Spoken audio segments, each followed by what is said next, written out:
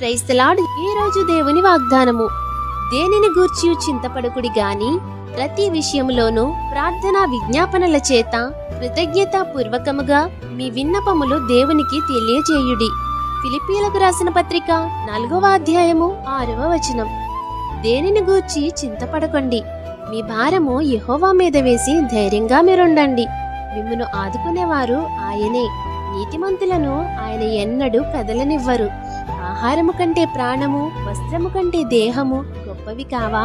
ఆయన మిమ్మును గూర్చి చింతించుచున్నారు.